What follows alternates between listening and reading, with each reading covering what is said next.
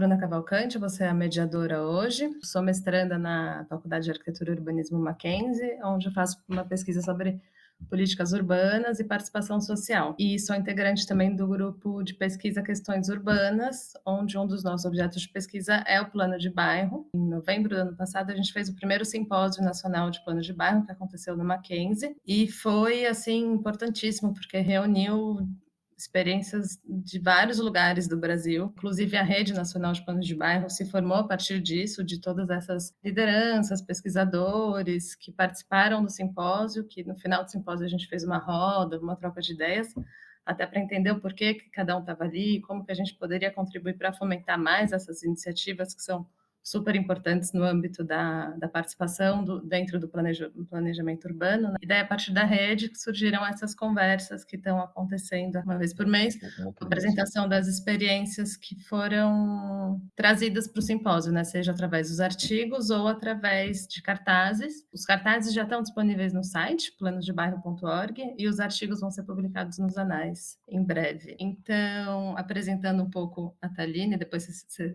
complementa, Thaline, mas a Thaline é urbanista social, atualmente ela é conselheira do Conselho do CMPU, onde vocês vão começar a desenvolver agora oficialmente, né, o plano de bairro do sítio Botuquara, certo? Primeiro, agradecer o espaço. Sei que eu estou muito feliz de poder compartilhar mais sobre a experiência do sítio Botuquara, né, que tem ganhado forma cada dia que passa. Eu sou conselheira no CMPU, mas o projeto ele sai do CPM, que é o Conselho Participativo Municipal, né, que é uma outra instância. O CMPU é o Conselho Municipal de Política Urbana, mas dentro do CPM, que é o Conselho Participativo Municipal, que tem essas divisões, né, das subprefeituras e dos distritos, eu sou representante aqui do distrito de Perus. E é isso, a gente vem trabalhando nessa proposta, que é algo muito aguardado, assim, dentro do município, né, porque desde quando saiu o plano diretor em 2014, a gente não teve iniciativas conforme coloca o plano diretor, né? O que a gente teve foram iniciativas apoiadas por instituições, como no caso do Jardim La Pena, né? Com a Fundação Setúbal, e no Jardim Pantanal, com o Instituto Alana. É uma experiência importante, assim, né? Do ponto de vista do planejamento urbano e das legislações urbanas, assim, que a gente está entendendo ainda, é uma experiência que está acontecendo, então estamos vivendo e avaliando como que está acontecendo. Eu preparei uma apresentação que fala um pouco sobre o sítio Botuquara e sobre como vem acontecendo esses desdobramentos, assim. Só para te perguntar e também complementar, a gente estava falando sobre o documentário, que você também está fazendo um documentário que Sim. tem a ver com o plano de bairro? É sobre o plano de bairro ou contempla outras coisas O também? documentário, ele reativou, ele já estreou, né? Ele estreou no ano passado, e ele reativou toda a capacidade comunitária do bairro, depois de anos completamente desmobilizados por conta do Rodoanel Norte, né? Então, toda a metodologia, eu vou trazer um pouco sobre o documentário, mas toda a metodologia de construção do documentário, ele serviu para que a gente conseguisse resgatar, né, a capacidade comunitária e fazer essa mobilização ativa que resultou no processo do plano de bairro. Então, é uma parte importante, assim, do sítio. Então, gente, primeiro eu pedi licença aqui, né, para chegar, agradecer de novo o espaço. Fico muito honrada e feliz de estar cada vez mais ocupando esses espaços importantes, né, sendo uma pessoa periférica, vindo de uma universidade privada, graças ao ProUni, assim, a gente sabe que são trajetórias diferentes, né, que existem essas intersecções, e fico muito honrada mesmo de compartilhar esse espaço com vocês. Eu defendo que, além do urbanismo e do urbanismo social, né, eu defendo o urbanismo periférico, e é uma perspectiva de dentro de perto, e eu trago muito que a periferia ela precisa se apropriar das suas demandas tecnicamente, assim, senão a gente vai continuar recebendo imposições de fora e de longe, desenhando esse espaço sob a perspectiva daquele que não lhe pertence, né, que é a forma como as cidades e os espaços periféricos recebem as intervenções. Eu acredito muito que essa experiência empírica do sentir, do alerta, do desejo, tem que ser diretriz central, assim, né, da ocupação e dos projetos. E que, principalmente, os processos participativos sejam muito mais de quem quem está disposto a ouvir e qual o seu interesse nisso, né. Eu como conselheira em várias instâncias, assim, da cidade, eu vejo o quão fragilizados são esses processos de escuta dentro dessas instâncias participativas, mas também o que a gente propõe, às vezes, aos territórios mais vulnerabilizados. E é isso, eu defendo que a gente saúde os nossos mestres, peça licença para entrar e que, principalmente, os centrais, as pessoas centrais, aprendam a pedir a licença, né, mesmo com as suas boas intenções. A gente tem que ter muito cuidado ao intervir em espaços que não nos pertencem, né, e principalmente abrir espaço para que aqueles que possuem um pertencimento territorial possam ter autonomia sobre seus próprios territórios. Então, é uma coisa que eu gosto de colocar assim, que a gente precisa se emancipar e ter autonomia sobre o maior instrumento de disputa que é a terra, né? Se não é recolonizar, se não é grilagem, se não é risco, é medo. Fica aqui essa mensagem, essa mensagem de uma pessoa que vem enfrentando esses desafios em diferentes campos e percebo o quanto meus colegas arquitetos urbanistas, planejadores territoriais periféricos também enfrentam. Em segundo lugar, agradecer a essas pessoas, a esses homens, a essas mulheres que construíram a Sítio Botucara, território que eu piso hoje em dia, que eu chamo de casa. Trazer um pouquinho de como é essa paisagem, antes de apresentar para vocês. Botucara é esse lugar no meio da Serra da Cantareira, com diferentes paisagens, presença muito grande de remanescentes de Mata Atlântica. A gente tem cavalo, a gente tem moto, a gente tem coisas acontecendo na rua e, ao mesmo tempo, uma paisagem muito periférica, né, marcado pela autoconstrução e também pela presença desse elemento que é uma barreira para nós e pode ser um instrumento aí, um elemento articulador quando a gente olha numa escala metropolitana, mas que na escala local o Rodoanel Norte se fez e se faz como uma barreira que causa o nosso ilhamento social. Então, o Sítio Botucara, ele é formado por diferentes paisagens, assim, e é um lugar muito diferente do restante da cidade. Aqui, quando a gente olha do Botucara para fora, a gente vê o Pico do Jaraguá, né, sempre marcando a nossa paisagem. É um dos segundos, o segundo ou terceiro ponto mais alto de São Paulo, então a gente está bem na serra também. E a presença sempre, né, do Rodoanel Norte nessa essa foto foi tirada em 2023, ele estava paralisado há 8 anos, se tornando esse esqueleto estranho e meio fantasmagórico, assim, que já causou muitos conflitos e causa até hoje, né? O canteiro de obras ele foi abandonado, enfim, diversas violências aconteceram no entorno dessa obra. Eu acho que é muito importante a gente olhar para esse elemento. A gente tem a retomada do Rodoanel Norte há pouco tempo, sem nenhum diálogo social, sem nenhum contato com as comunidades, né, e que só vem tratorando de novo, da mesma forma que ele chegou.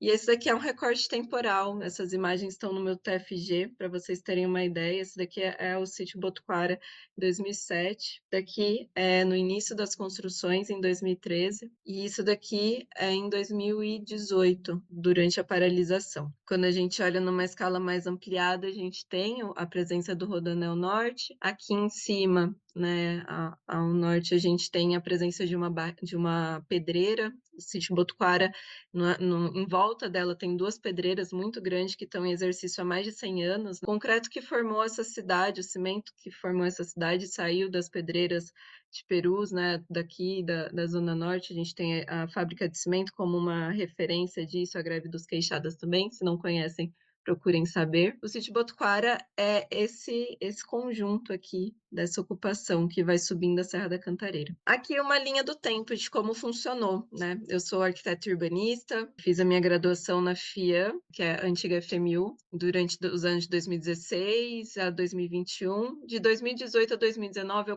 começo a questionar por que era tão difícil chegar na faculdade. Eu nunca tinha tido uma vivência de centralidade. Eu sempre fiquei muito, quando eu era adolescente, eu ficava muito aqui por Perus, pelo Jaraguá, e eu achava que isso era a cidade. Então, quando eu saio para estudar, eu começo a entender as dinâmicas. E aí eu chegava cansada, eu chegava suada na faculdade, tinham pessoas que chegavam plenos, assim, 8 horas da manhã, e eu já estava cansada. E aí eu ficava me perguntando, gente, por que é tão difícil? Eu não tinha essa noção de transporte, de distância, de Enfim, todas essas inquietações elas foram me levando até eu chegar no mapa da cidade, no GeoSamp, e perceber que o Botucara não existia, não existia no mapa da cidade. E aí eu falei: "Como que o lugar que eu moro não existe?". Então eu começo a iniciação científica muito com esse incômodo desse não lugar, né. Então eu vou trabalhando muito num espaço de mapeamento, a gente eu faço o georreferenciamento das edificações, atribuo as informações de ocupação, dados socioeconômicos. É a primeira aproximação minha com os meus vizinhos, do tipo,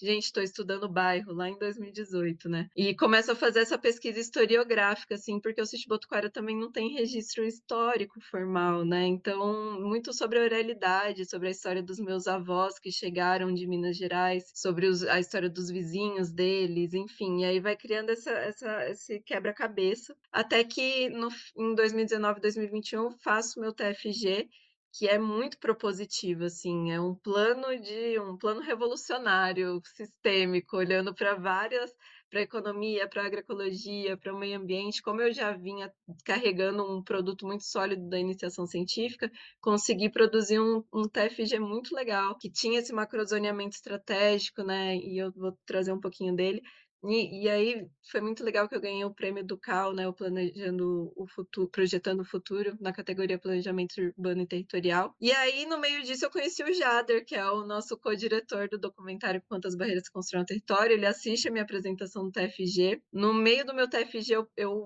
estava em pleno surto, vou assumir, era pandemia, estava surtada, e eu fiz um poema falando sobre a minha vivência no território.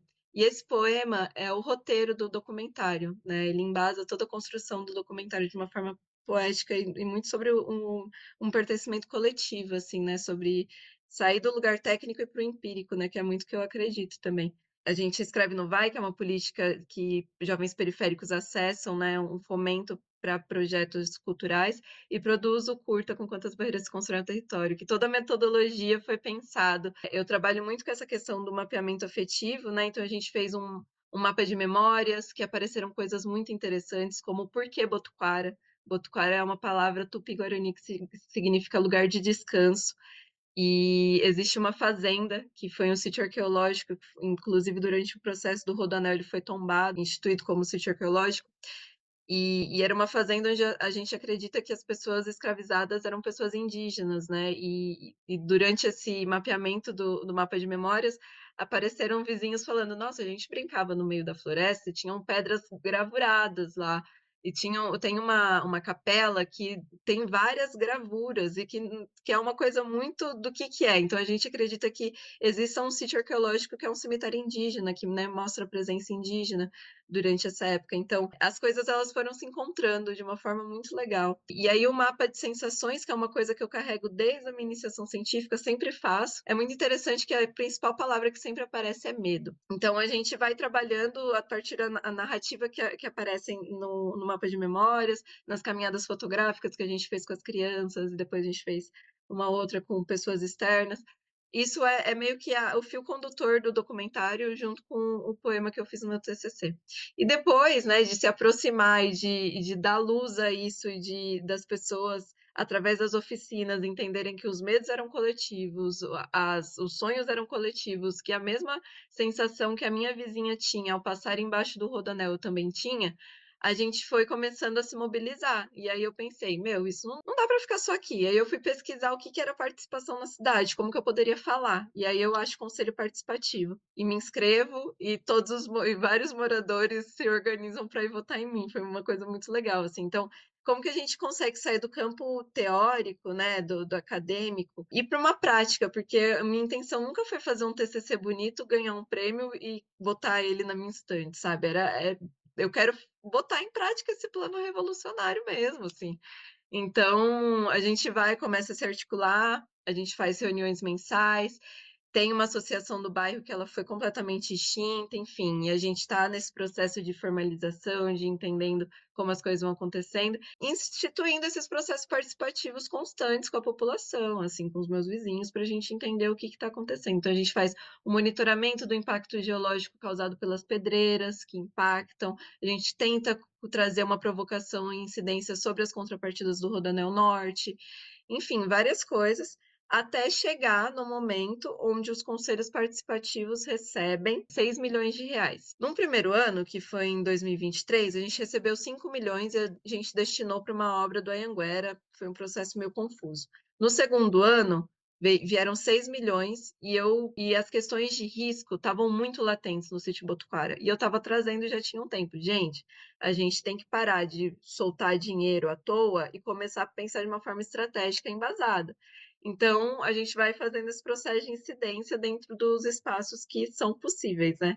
Vou contar mais sobre isso. Sítio Botucara, aqui alguns dados, ele tem meio quilômetro quadrado, cerca de 670 edificações, cerca de 3 mil pessoas, não tem nenhum equipamento público, escola, UBS, nada. É um lugar completamente ilhado. Ele é formado por ZEIS 1 e ZEPAM, que são zonas conflitantes, né? Porque uma está ali promovendo um adensamento, né, com coeficientes mais altos, outras é super restritiva, enfim, é um paradigma aí das nossas áreas periféricas. Esse risco geológico, ele era até o ano passado, R2. No começo do ano, tivemos chuvas que aumentaram o risco de R2 para R4, que é uma coisa que a gente também está trabalhando. Risco hídrico, IPVS médio, alto e muito alto. Aqui um mapa 3D de como é essa topografia. Aqui, quando a gente olha para Perus numa escala mais ampla, né, esse mapa que é o dos loteamentos irregulares, o sítio Botucara, ele tem a presença de um loteamento irregular. Basicamente, toda a formação dos nossos distritos de Perus e Anhanguera é através de loteamento irregular.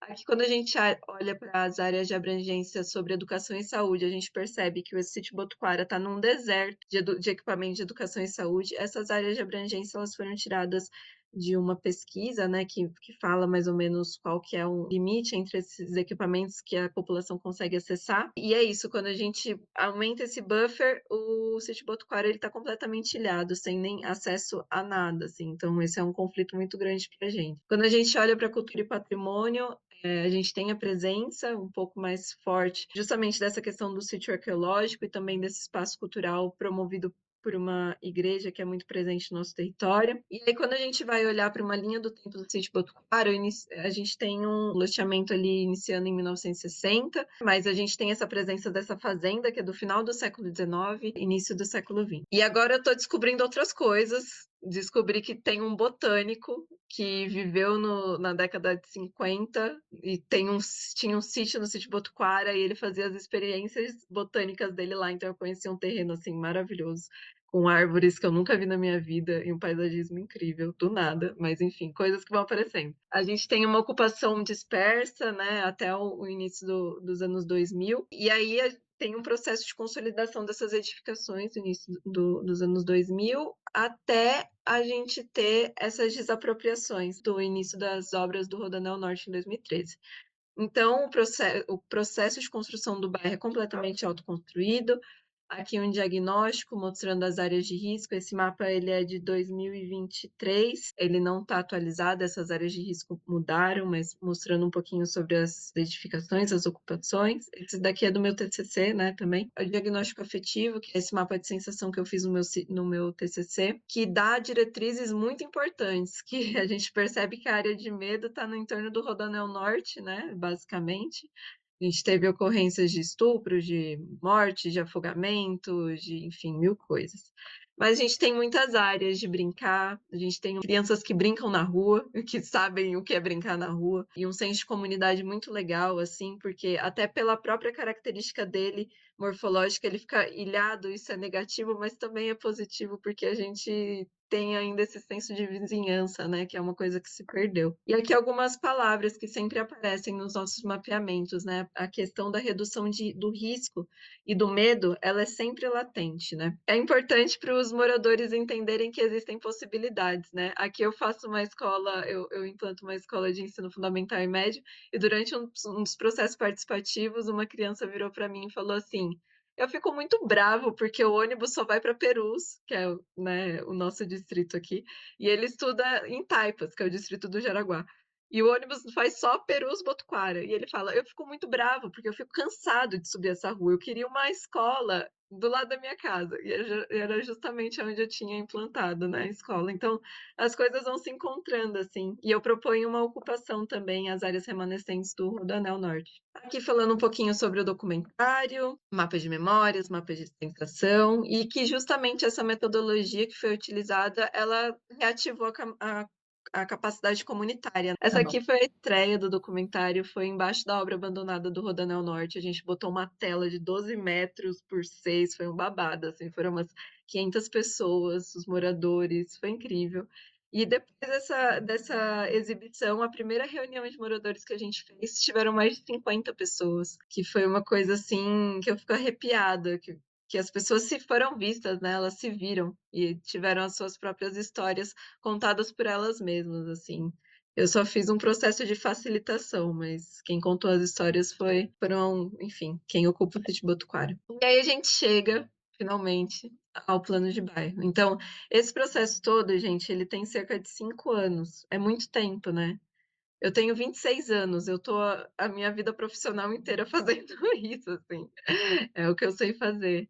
Mas começa com esses questionamentos muito empíricos mesmo, né, de uma vivência. E aí a gente chega no plano de bairro. Sítio Botucara, rodeado por pedreiras, por uma obra do Estado abandonada, por um processo de grilagem muito intenso, pelo ônibus que não sobe, pela falta de esgoto, pelo risco aumentando. Eu falei: "Gente, a gente precisa fazer alguma parada aqui, não é possível, a gente precisa, não dá para ficar soltando intervenções aleatórias, a gente precisa de um plano". Então, um plano, ele é muito mais estratégico do que, de fato, algo idealizado, entendem? Tipo, é mais uma estratégia de sustentabilidade para que o sítio continuem com as suas características ambientais, para que a gente promova uma ocupação digna para as pessoas que construíram esse bairro com as próprias mãos, sabe? Para que a gente honre as pessoas que foram desapropriadas pelo Rodoanel Norte, principalmente para que a gente olhe para as questões do risco, que cada vez mais vem ficando mais latente. Então, aqui algumas coisas, né? O plano de bairro ele é trazido no plano diretor estratégico de São Paulo,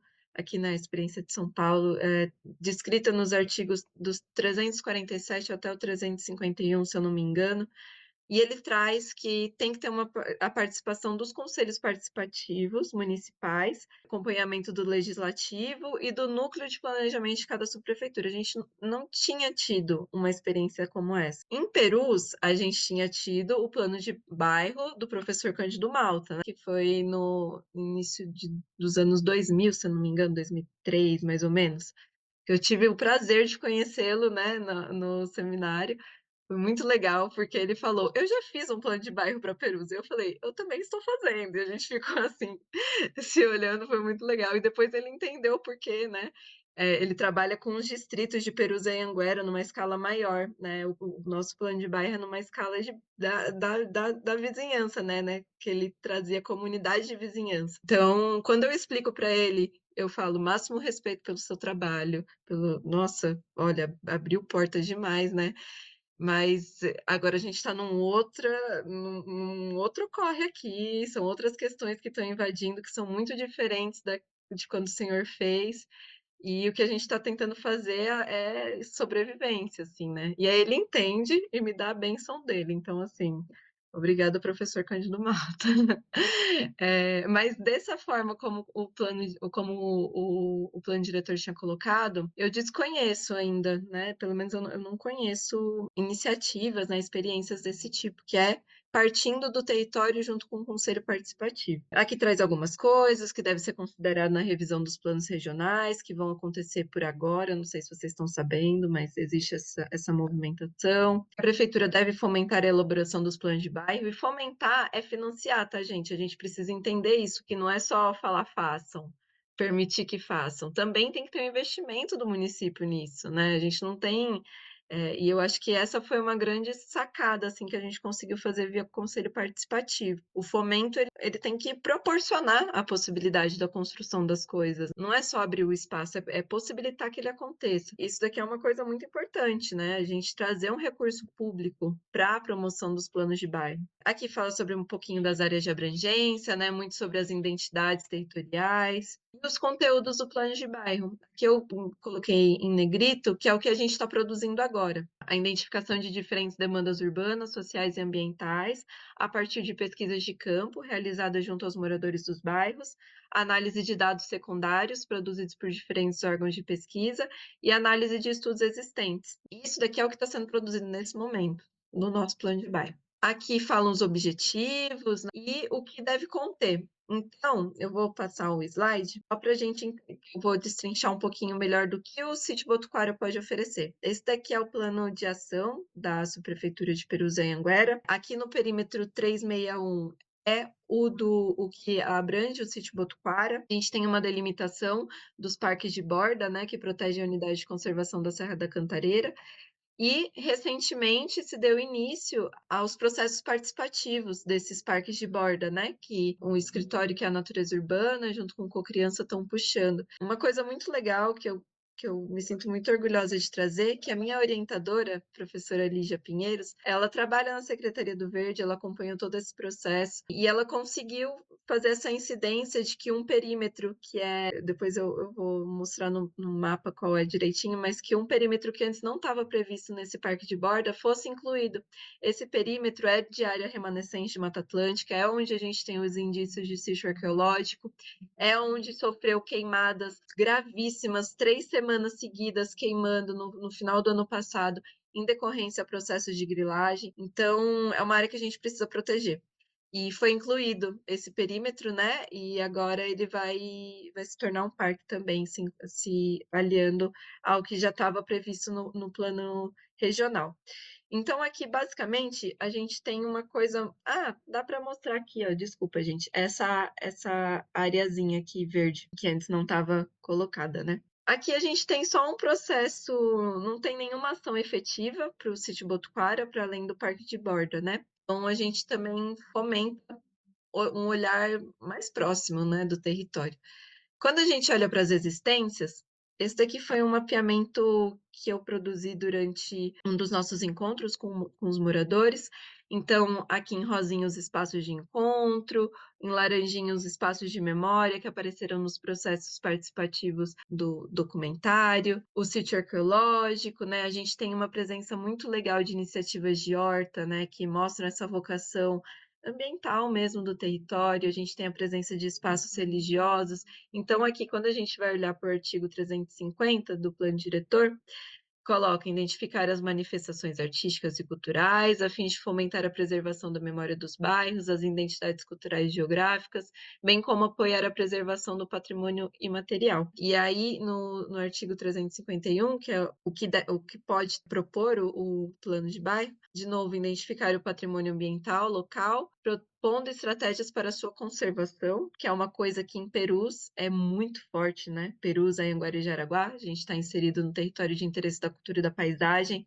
Se não conhecem também, procurem conhecer, que é um processo que também foi incluído no plano diretor, né? Um instrumento aí que olha para o território e para a paisagem de uma forma ampla, entendendo todas essas manifestações culturais e de memória, e como que tudo isso se articula como se fosse um museu a céu aberto, né? Então, o TICP, Perusaí, Anguera e Jaraguá também é um vanguardista, assim, né, no município. Então, essa questão do patrimônio ambiental, da memória, é uma coisa muito importante, latente, não só para o sítio Botucara, mas quando a gente olha para uma escala um pouco mais regional também. O manejo de resíduos sólidos, né? A gente tem um potencial muito grande de fechar esse ciclo dentro do sítio Botucara, usar os resíduos orgânicos para as hortas, trabalhar a reciclagem, que já tem espaço de reciclagem e geração de renda, né? Implantação de hortas urbanas, enfim. E aí, quando a gente olha para uma outra questão, né, que coloca o artigo 351, que é esse potencial de ocupação. Então, a gente tem as áreas remanescentes do Rodoanel Norte, que tem um grande potencial de ocupação, a gente tem grandes terrenos subutilizados, que também podem ser utilizados, né, em prol da população. A gente tem um remanescente de Mata Atlântica nativa, Isso aqui não é Mata Atlântica em estado de conservação secundária, enfim, é Mata Atlântica nativa mesmo. Muito privilégio poder vivenciar isso. A gente tem a demarcação aqui do Parque Taipas, né? Quando eu fiz esse mapa ainda não tinha esse perímetro aqui do meio, né? Que é o que foi incluído como parque. Antes era só esse verdinho mais claro. Depois, subsequente, a gente teve essa demarcação da DUP, né? Demarcação de uso público para a construção desse parque. Então, aqui o que prevê, né, o que se espera desse plano de bairro, a oferta e funcionamento de equipamentos urbanos e sociais. Então, quando a gente volta para aquele mapa dos desertos de equipamentos, né, a gente vê que há uma demanda mesmo, dos espaços de uso público, de áreas verdes, lazer e convivência, da conectividade entre parques, né, dos nossos corredores ecológicos, dos nossos sistemas de áreas verdes, e as condições para desenvolvimento de atividades econômicas, que, ao meu ver, existe um potencial muito grande de um desenvolvimento econômico aliado à agroecologia, principalmente, né, iniciativas socioambientais no nosso território. Então, isso daqui foram coisas que eu fui batendo literalmente em secretarias. Eu fui em Planurb, eu fui na SP Urbanismo, falei, gente, a gente precisa fazer um plano de bairro aqui. Esse é o território, essas são as condições. E aí, vamos, vamos, vocês topam? E foi um processo de articulação e de, sei lá, de uma busca ativa mesmo para entender quem seriam esses potenciais parceiros. Por quê? Quando a gente olha essa área, que ela é periurbana, com uma paisagem e corpos que são periféricos, que está atravessado ao racismo ambiental, aos riscos geológicos, ao risco hídrico, à grilagem de terra e tantas outras barreiras, a gente tem que estar muito atenta a tudo que vai ser feito. E também considerando que é uma coisa muito grave, né, que em decorrência de eventos climáticos extremos, a gente teve essa elevação do risco, né, de R2 para R4. Então, eu literalmente busquei atores e pessoas que pudessem contribuir com esse plano, porque, ao meu ver, do ponto de vista técnico, a gente precisa de um conjunto de ações que olhe de forma ordenada para o que precisa ser feito. E do ponto de vista empírico, todos os meus vizinhos têm medo quando chove, sabe? Tem medo de passar embaixo da ponte, né? Essas coisinhas aqui apareceram nos processos participativos. Todo mundo tem medo quando chove, tem pavor, assim, é uma coisa muito grande. Então, a gente foi entendendo esses caminhos. Aí chega esse decreto, que prevê esse orçamento de 6 milhões, e aí a gente se dá conta dessas limitações, né? Que são burocráticas, técnicas, conceituais, coletivas. É muito fácil a gente falar entre nós o que é um plano de bairro, mas você explicar para um pleno de um conselho participativo, onde envolve disputas mil, o que é a importância disso e por que a gente tem que investir um orçamento para um estudo técnico e não só para ações físicas, que é o que as pessoas gostam de, estão acostumados a ver, é um processo difícil, né, de sensibilização mesmo. Então, eu fui fazendo esse mapeamento, assim, dentro do conselho participativo. Quem poderia apoiar, quem apoia, se a subprefeitura entendia, a subprefeitura não entendia o que era plano de bairro. E aí a gente tinha um limite muito chato desse decreto, que era só quem poderia executar era a subprefeitura. Então, a gente não poderia destinar esse orçamento para a Secretaria de Urbanismo e Licenciamento, por exemplo. E aí, quando a gente vai olhar para a licitação, não existe termo de referência sobre planos de bairro no município, porque não existe essa experiência ainda. Então, nem para licitar a gente conseguiria fazer um termo de cooperação técnica, que o decreto também não permitia. A gente estava muito condicionado a algumas questões. Então, a gente não poderia abrir um processo licitatório para que escritórios ou instituições participassem, porque não existia esse termo de referência que nortearia o processo licitatório. Então, a gente vai entendendo esses limites e depois de eu identificar esses potenciais parceiros e esse cenário, a gente foi desenhando essa nuvem de atores, assim. Então, a gente tem o território, que é o Sítio Botuquara, a gente tem essa instância de participação, que é o Conselho Participativo Peruze-Anhanguera, a gente tem a subprefeitura, que é quem, né, vai apadrinhar o projeto, e dentro das condições, daquelas condições, a única forma da gente viabilizar o início de um plano de bairro seria a contratação de uma empresa pública, que é a SP Urbanismo. Então, que é uma... Aí a gente pode entender também, né, essas condições e, enfim, o impacto delas. Mas dentro daquela janela de oportunidade que a gente tinha o recurso, identifiquei potenciais parceiros.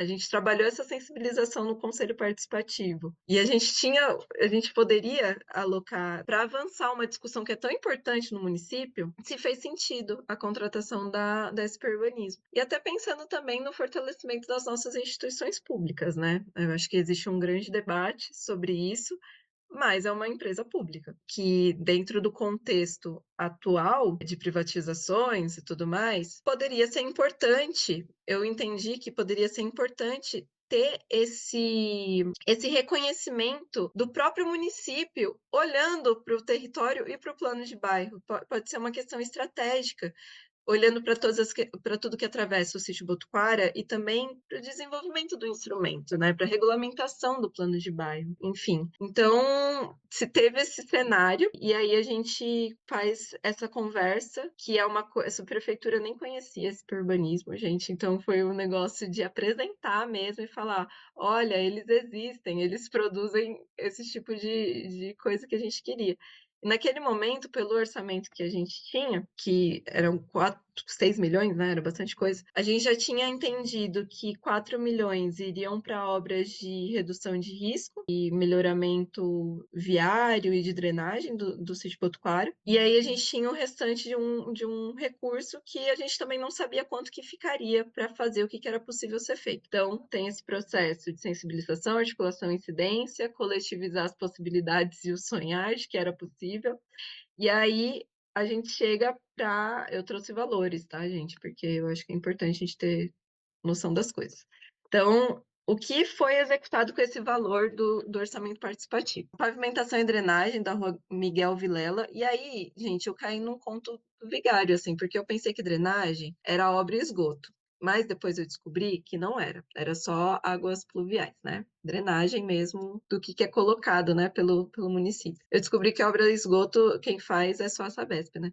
E aí agora a gente está com problema, porque a subprefeitura fez a pavimentação e daqui a pouco a Sabesp vai lá quebrar tudo, né? Que é o que eles gostam de fazer. Mas enfim. Pavimentação e drenagem da rua Miguel Vilela, contenção de margem de córrego e construção da praça na Estrada do Mestre, contenção e pavimentação da rua Nilo Bruse, drenagem, escadaria hidráulica e pavimentação, e planos de bairro do sítio Botuquara. A gente fez a contratação da primeira fase, que consiste no quê? Numa leitura territorial, que é um diagnóstico muito focado no sítio Botuquara, em tudo que incide sobre ele, porque deu para perceber que são várias camadas, governo do estado, pedreira, enfim, coisas acontecendo. E o desenho do processo participativo, para que a gente promova o processo participativo numa segunda fase. Eu tenho minhas questões sobre isso. Para mim, o processo participativo tem que ser desde a primeira fase. Mas, por uma questão de tempo e orçamento que a gente precisava executar esse recurso, não daria para, na visão deles, né, não daria para fazer o processo participativo. Então, eles estão desenhando o que é esse desenho participativo ideal dentro do que eles identificaram aí no diagnóstico. Essa contratação saiu em R$ 700 mil. Eu acho muito recurso, mas foi o preço que a SP Urbanismo deu. Eu acho muito recurso num sentido de que eu não tenho muita dimensão de orçamento, tá, gente? Eu acho R$ 700 mil muito dinheiro. E agora a gente tá esperando esse produto. Assim, eu acompanho as produções da Superbanismo, eu acho que tem muita qualidade técnica, né, nas leituras que eles fazem. Eu boto muita fé que vai ser um ótimo produto, que vai realmente subsidiar as próximas fases. A gente vai estar muito embasado tecnicamente para conseguir olhar para as diretrizes e para o plano de ação, né, do plano de bairro. Isso para mim é um ganho assim incrível, né, porque a gente vai ter um embasamento técnico mesmo. Não vai ser só meu TCC falando, olha só coisas acontecendo. É um município reconhecendo camadas conflitantes e potencialidades e fragilidades do seu tecido urbano. E aí, dentro dessa experiência do que a gente está construindo enquanto experiência, né, essas foram as condições, assim. No final, sendo muito sincera, gente, essas intervenções, né, tirando o plano de bairro, elas não responderam às mudanças climáticas, assim. Tanto que a gente teve essas obras, elas estão acontecendo desde o final do ano passado, e a gente está com uma questão muito séria em relação ao risco geológico, assim. Só para explicar para vocês, a gente tem um principal afluente que é o Córrego do Tanque. Em decorrência, essa é a minha teoria, tá? Em decorrência das obras do Rodoanel, que eles ficavam drenando as águas, né, para poder fazer o túnel. Depois que eles abandonaram a obra, todos os cursos d'água mudaram, por coincidência ou não. O Córrego do Tanque, que era um curso normal de água, assim, apareceu um sumidouro e a água está passando por debaixo das casas e por cima de uma forma descomunal. É muito perigoso o que está acontecendo. Está varrendo a base da serra. E uma outra questão, que a gente tem uma pedra gigantesca, com mais de 30 metros, 20, 30 metros de diâmetro, que segura metade do morro, metade para cima tem ocupação, metade para baixo tem ocupação. E ela está com risco de rolar. O embasamento dela está sendo lavado pela chuva. Isso foi atestado por relatórios da Defesa Civil, que trouxe, né, essas questões. A gente está tentando pressionar a CIURB para que sejam feitas obras. Eu fiz uma fala no CMP Ultra dentro desses pontos. Estamos tentando fazer essas incidências, mas infelizmente essas obras que foram feitas, né, que tinham o objetivo central de mitigação às questões das mudanças climáticas, isso não foi, infelizmente, não foi sanado, assim. Então, a gente espera que na leitura territorial do sítio Botuquara esteja muito claro essas questões. Então, a gente pediu para esse urbanismo absorver tudo isso que a Defesa Civil fez recentemente e, caso seja necessário, eles também promoverem estudos mais aprofundados, né, sobre essas questões. Tudo isso para dizer o quê? Que mesmo que a gente tenha conseguido o plano de bairro, a gente está num cenário muito crítico e outras coisas vão atravessando. E retomando que o plano de bairro ele não foi só um projeto idealizado, ele é um projeto de sobrevivência mesmo, porque com esse embasamento técnico, a gente espera poder ter ações efetivas em relação a tudo que vem acontecendo, né? Tudo que vem atravessando nosso bairro. Além disso, a gente tem a retomada do Rodoanel Norte e também a questão do Parque de Borda do Parque Botuquara, que são coisas que estão acontecendo no nosso território. Os próximos passos. Agora a gente teve uma troca de gestão no CPM, né, no Conselho Participativo, então a gente tem que, de alguma forma, prever a continuidade desse projeto que a gente contratou. Foi uma primeira fase, então existe esse desafio de sensibilizar novamente, mostrar a relevância disso, não só a nível local, mas a nível municipal mesmo, né? Então é muito importante ter esse reconhecimento de fora para dentro e de dentro para fora. A gente tem que fazer essa avaliação do objeto que foi desenvolvido na primeira fase, né? Entender se ele realmente está respondendo ao que é necessário para que a gente consiga construir um plano de bairro numa escala local mesmo, olhando todas essas questões que eu mencionei, se vai ter essa aplicabilidade material, né? Se a gente vai conseguir de fato olhar para isso e aplicar às nossas demandas. A gente tem que continuar fazendo essa mobilização contínua, apagar incêndios, porque uma hora é o Botuquara queimando por 3 semanas, outra hora é o R2 para R4 que sobe, coisas acontecendo o tempo inteiro, processos de ocupação e grilagem muito violentos, então assim, né, apagando incêndios, obras de redução do risco geológico, que independente do que sair nessa leitura territorial, ela tem que acontecer, é urgente. Um processo participativo contínuo, porque não pode deixar isso esfriar, né? Além de tudo, a gente tem que fazer essa mobilização com a comunidade. Nas últimas semanas, a gente abriu meio que um grupo que está olhando para o Botuquara e para o Arvão, né, que são dois bairros que estão próximos, que agora a gente entende tudo como Botuquara, né, mas existe essa distinção entre as áreas. No plano de bairro está previsto o Arvão, mas enfim, como tem essa questão de identidade, né, é importante mencionar. A gente está tentando fortalecer esses vínculos, criar essa articulação territorial, porque antes a gente ficava meio separados, até pela própria topografia não se atravessava, mas a gente está fazendo isso para criar um grupo que olhe para as questões do risco de uma forma coletiva, né? Porque o que acontece lá em cima no morro atravessa o que está acontecendo lá embaixo. Essa questão de como ser piloto para a cidade é uma grande responsabilidade que, né, a gente está entendendo aqui como que vai acontecer e essa mobilização constante. Muitos desafios para o Sítio Botuquara. Quis passar esse panorama geral, assim, não sei se falei muito rápido, não sei se deu para entender, mas enfim. Estou à disposição para a gente conversar mais e muito feliz de compartilhar com vocês. Super parabéns pelo seu trabalho, essa intimidade que você tem com o território, Hum. sensibilidade, esse olhar de dentro, isso assim, é muito enriquecedora e o bairro tem sorte de ter alguém aí dentro que vai atrás e que tem esse papel de liderança, então, assim, parabéns, seu trabalho é muito legal. Bom, um ponto que eu acho muito importante, inclusive até tem a ver com algumas pesquisas que eu faço parte, é a questão da mobilização, isso que eu fiquei curiosa para entender um pouco melhor. Eu vi naquela foto da exibição do documentário que pareceu que o documentário teve um papel importante nessa questão da mobilização e da participação.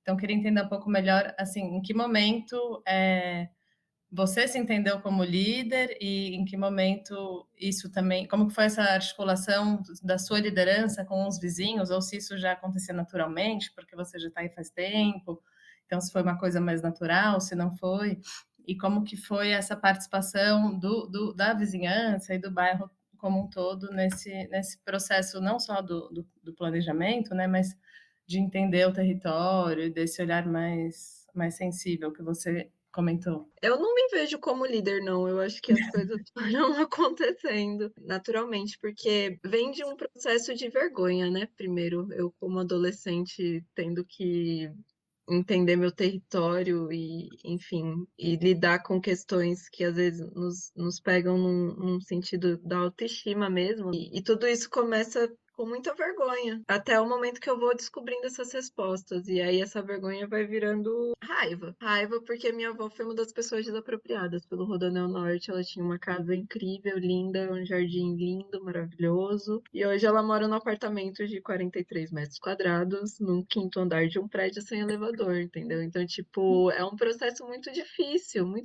assim. Então, não é nem por quero ser liderança, é, gente, a gente precisa fazer alguma coisa. Isso tá errado, tá tudo muito errado. E aí eu vou entendendo esses caminhos enquanto as coisas vão acontecendo, assim, né? No meu TFG eu traço estratégias muito boas, assim, que eu considero que são boas para o desenvolvimento do bairro, e eu vou tentando mobilizar, faço oficina com as crianças, vou nas mães ali que sempre ficavam no parquinho na frente da minha casa, conversar, sabe? Tipo, trocar ideia mesmo. Só que isso vai aumentando com o tamanho da responsabilidade e conforme as coisas vão se complexificando. A gente teve uma reunião falando sobre o ônibus e que foi um vereador lá. E aí eu falei assim para ele: você está falando sobre o ônibus, mas você é a pessoa que mais apoia a privatização de todas as linhas, sabe? E aí eu falei isso na frente dele, todo mundo bateu palma. Aí eu falei, gente, é isso, vamos começar aqui um negócio. Aí eu fiz um grupo do WhatsApp. E aí, a partir desse grupo do WhatsApp, eu comecei a mandar coisinhas assim sobre o bairro e perguntar coisas. E até o momento que surgiu a eleição do Conselho Participativo, e eu falei, meu, a gente tem que entrar nisso, assim. E ninguém quis entrar, é só eu. Só que as pessoas foram votar em mim e as coisas foram acontecendo. Então, isso foi na primeira gestão, né, em 2022. 2022 a 2024. Foram, sei lá, 13 pessoas votar em mim. Foi muito engraçado, mas eu fiquei muito feliz, assim, que eu consegui entrar, eram senhorinhas maravilhosas. E aí agora, nessa última, eu fui na Capela São Marcos, o diácono fez uma oração, todo mundo orando para mim, para eu entrar, sabe? E a galera foi votar, assim, então é um processo que vai acontecendo, né? Eu acho muito legal isso. Então, o documentário ele teve um papel muito importante para isso. Eu acho que foi ganhando a confiança, principalmente quando a gente pegou as crianças para fazer uma grande exploração no território. A gente deu os mapinhas para eles, e aí eles voltaram para casa com um mapa, com fotinhas, e aí os pais foram entendendo o que estava acontecendo e começaram aí nas nossas oficinas. Então, é um processo de sensibilização constante, assim, porque não dá para a gente projetar a nossa luta no outro, né? Às vezes a mãe, a minha vizinha pode estar só preocupada em ir voltar do trabalho e dar de comer para os filhos, sabe? Então são realidades diferentes também. E aí vamos promover esse pensamento assim crítico de entender as paradas. Então, o documentário ele traz de uma forma sensível tudo isso, né? Que a linguagem técnica nunca alcança, nem a academia. Durante o processo de construção das propostas do Sítio Botuquara, a gente levou van para as reuniões do Conselho Participativo com moradores, assim, para falar: "A gente precisa de um projeto de bairro". Então isso foi apropriado por eles, porque foi uma coisa trabalhada, foi uma coisa que a gente fez inúmeras reuniões mensais, assim, que eu falava: "Gente, a gente precisa de algo que amarre tudo". E graças às deusas, os moradores, os meus vizinhos confiam em mim, assim, né, e é uma relação de confiança. Muito pelos meus avós também, né, por serem um dos primeiros moradores do sítio, então todo mundo sabia que eu era neta da dona Nilza, assim, então as coisas vão acontecendo, e aí acho que hoje eu me vejo como esse lugar de liderança, e as responsabilidades vão aumentando, lidando com coisas difíceis, tendo que fazer reunião nessa mesma capela com um monte, sei lá, não sei nem quantas pessoas foram nessa última reunião que a gente fez para falar sobre o risco, tendo que me expor, falando para os meus vizinhos: "Olha, gente, fiquem atentos, esse é o plano de contingência, se vocês verem se acontecerem alguma coisa, saiam de suas casas". É muito difícil, né, então é isso, assim, as coisas vão acontecendo e a gente vai eu fui meio que assumindo essas responsabilidades, assim. Obrigada, e depois a gente vai disponibilizar a gravação da conversa no YouTube. E quem quiser mais informações, até por enquanto a gente ainda não tem um site da rede, mas em breve acredito que teremos. Mas tem o site do planodebairro.org, que tem as informações do simpósio, e lá a gente tem um e-mail de contato. É isso, então vamos finalizar. Super obrigada, Thaline, parabéns de novo pelo seu trabalho Gente, minha maravilhoso. Pena gata que a aqui. gente estava a noite inteira conversando, mas acho que a gente vai ter outras oportunidades, né? Acho que foi um bate-papo bem enriquecedor. Ai, obrigada, gente. Obrigada pelo espaço. Foi muito massa poder compartilhar com vocês. E é isso, estamos abertos para pensar parcerias, possibilidades de fortalecimento dessa luta. Enfim, só agradecer mesmo. Tem sido muito bom poder conhecer mais da rede.